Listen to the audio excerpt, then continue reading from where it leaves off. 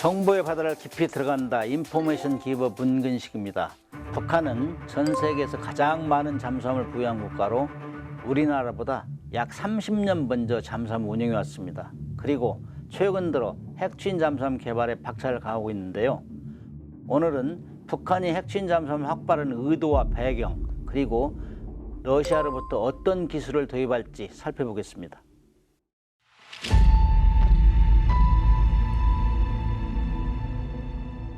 잠수함은 통상 디젤 잠수함하고 핵추진 잠수함하고 나눌 수 있어요. 디젤 잠수함은 추진 연료는 디젤유를 사용하고, 그다음 수면 근처에서는 디젤 엔진을 돌려서 이렇게 작동을 하는데, 물속에 들어가면은 축전지를 사용하고, 그래서 매일 축전지 충전을 해서 2번 내지 3번은 물 위에 가까이 올라야 돼요. 이거를 스노클이라고 하는데 2차 대전 말기에 이게 개발이 됐어요. 2차 대전 중초기에는 이게 없었어요. 그래서 물 위에로 다니다가 적함이 오면 물속에 숨어서 공격하고 이랬는데, 잠수함 기술보다 잠수함은 잡는 기술, 그러니까 항공기나 수상함의 잠수함 잡는 기술이 훨씬 더 발전이 됐어요. 그게 2차 대전 말기예요, 말. 그래서 2차 대전 말에는 잠수함이 물 위에 올라오면 계속 항공기한테 공격받아가지고 격침된 게 56%, 대서양 전투에서. 2차 대전 때 태평양 전쟁하고 대서양 전쟁에서 전사한 잠수함 승조원 수가 한 5만 명 정도 돼요. 5만 명. 이 사람들이 거의 유언하다시피 한 게, 이제는 물 위에 안 올라가는 잠수함 좀 만들어 달라, 이렇게 유언을 해서 일본하고 독일에서 막 열심히 그런 잠수함 만들다가 전쟁이 끝나버렸어요. 실용화도 못하고. 그런 이유로 해서 독일하고 일본이 먼저 개발할 것이다, 이렇게 다 사람들이 예측을 했는데, 미국이 먼저 개발했어요. 미국이 1954년도에 노틸러스라는 잠수함을 세계 최초의 원자력 잠수함을 개발했어요. 2차 대전 때 그 상대성 원리를 개발한 사람 아인슈타인이 이 원자탄 만들 수 있는 아이디어를 개발한 거죠. 그래서 이제 이거 뭐 독일이 진짜 뭐 전 세계를 지금 전쟁의 소용돌이로 몰고 가는데, 이거를 이 기술을 주면은 독일이 개발하면 큰일 날 것 같아. 그래가지고 그걸 가지고 저 미국 대통령 루스벨트 대통령한테 편지를 했어요. 지금 심각하다. 이거 개발하면 원자탄 개발하면 큰일 나니까 미국이 먼저 하세요. 이렇게 편지를 썼어요. 그래가지고 그 미국에서 그러면은 그 원자탄을 개발하면서 이거 잘 될지 안 될지 모르잖아. 그러니까 원자로도 개발해봐. 원자로도 개발하면서 그 함정이 넣고 개발해봐 그랬어요. 왜 잠수함에 드냐? 잠수함 승조원들이 비교적 우수한 사람들이 많이 가요. 그래서 그거는 어려운 과업이니까 거기에 우수한 사람들 투입해가지고 만들어봐. 그래가지고 미국에서 뭐 원자탄도 만들고 핵 원자로도 만든 거예요. 두 가지를 동시에 한 거예요. 근데 두 개 다 성공한 거예요. 그래서 미국에서 최초의 원자력 추진 잠수함, 핵 추진 잠수함 만들게 됐죠. 근데 핵 잠수함은 어떠냐?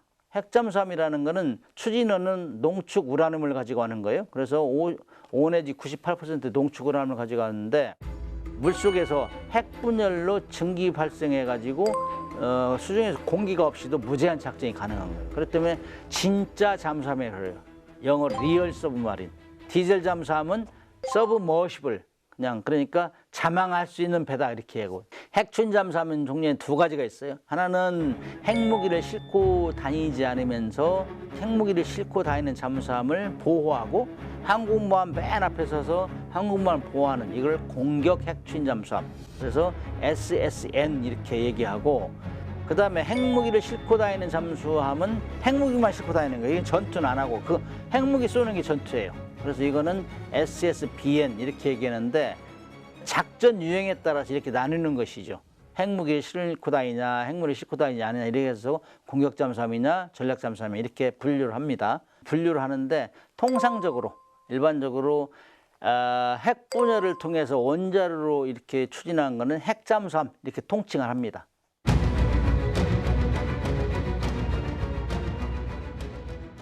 핵잠수함하고 디젤 잠수함하고 차이는 한 5가지로 제가 정리를 해본 거예요. 그래서 첫째는 속력, 핵잠수함은 KTX, 디젤 잠수함 완행열차 이렇게 표현했는데 지구 한 바퀴 돌리면 핵잠수함 같은 경우는 40일이면 끝나요.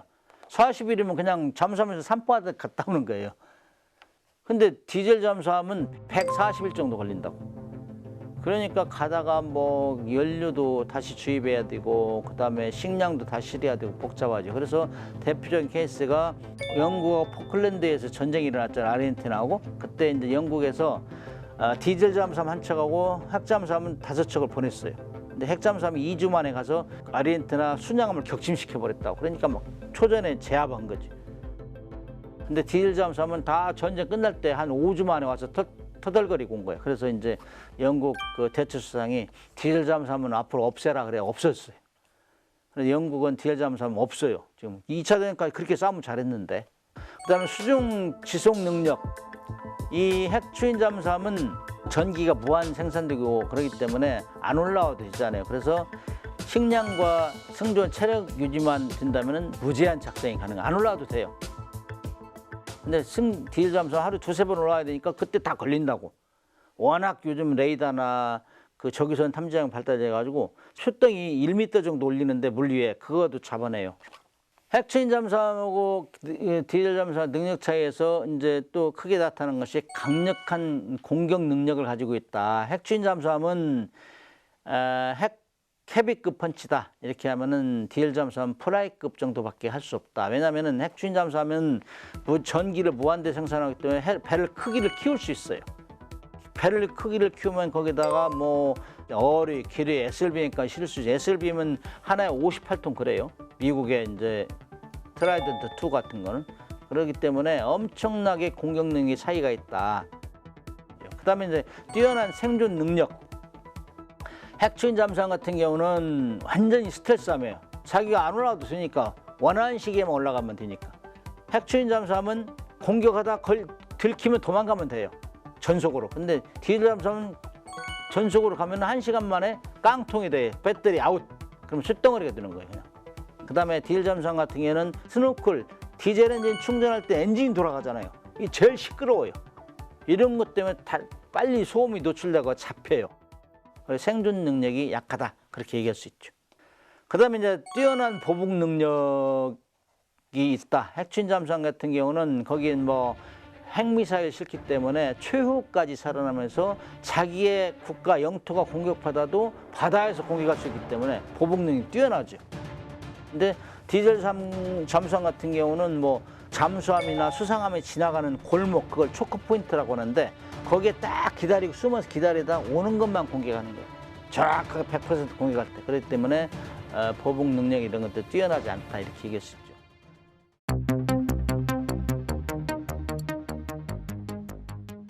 현재 지구상에는 약 528척의 이 잠수함이 있어요. 41개국에서 528척을 가지고 있는데 그중에 디젤 잠수함이 38개국에서 387척을 보유하고 있고 핵추인 잠수함은 6개국에서 141척을 운영하고 있어요. 그 6개국은 미국, 러시아, 영국, 프랑스, 중국, 인도 등인데 점진적으로 늘어나고 있어요. 근데 가지려고 하는 나라가 현재 브라질, 호주, 북한, 한국 이렇게 되는데 북한이 굉장히 열을 올리고 있어요.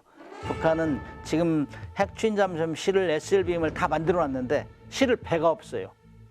원래 SLBM은 핵추인 잠수함 실의 제격인데 그걸 못하고 있다는 얘기죠. 그래서 김정은이가 지금 최대 과업으로 여기는 것 중에 하나가 해군의 핵무장화예요. 그 중에서도 SLBM을 하루빨리 잠수함에 실자.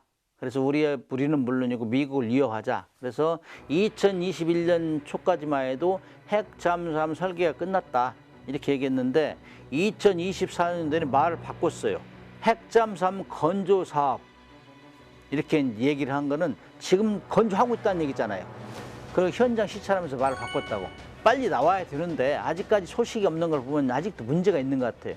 그래서 이거 뭐 상당히 문제에 봉착했구나 이렇게 판단하고 있는데 올해 이제 6월 19일 날 북러 신동맹이 맺어졌잖아요. 군사 교류가 활발해질 것이다 이렇게 예측했는데 아마 지금 북한이 가장 힘들어하는 것 중에 하나는 원자로일 거예요. 원자로. 잠수함 우리보다 뭐 그 30년 먼저 보유했기 때문에, 그리고 자기들이 먼저 우리보다 자체 건조했기 때문에 그런 문제였고, 잠수함에 들어가는 원자로 이걸 어떻게 소형으로 컴팩트하게 만들어서 육상에서 시운전도 하고 해상에서 시운전 다 해야 되거든 이게. 근데 그런 것들이 돈이 없으면 안 되고, 또 기술이 부족하면 안 되고, 그다음에 부속품이 제대로 공급되지 않으면 할 수가 없어요. 그런 것들을 지금 러시아하고 굉장히 협조를 하지 않겠느냐. 그다음에 러시아는 이미 다 해봤기 때문에 거기에 기술자를 이제 데려오면 돼요. 그런데 그것을 여태까지 국제 뭐 제재 이런 것 때문에 하지 못했는데, 그 활발히 진행되면은 갑작스럽게 진도가 나갈 수 있죠. 그다음에 우리도 뭐 10,000명이나 파견하는데 인도처럼 한 잠수함, 핵잠수함 좀 임대 좀 해주세요, 이렇게 요구할 수 있는 거예요. 그러면은 뭐 전력이 확 증가되는 거죠. 이런 것들을 우려하죠. 오늘은 북한의 핵추진 잠수함 개발 동향에 대해 살펴보았습니다. 핵추진 잠수함은 단순한 기술적 진보를 넘어 적의 공격을 막을 수 있는 전략적 억제력의 상징이자 해양 안보의 핵심입니다. 북한의 이러한 시도가 한반도와 국제사회에 어떤 영향을 미칠지 지켜보며 이를 방어할 수 있는 우리 핵추진 잠수함 건조도 하루빨리 서둘러야 된다, 이렇게 생각합니다.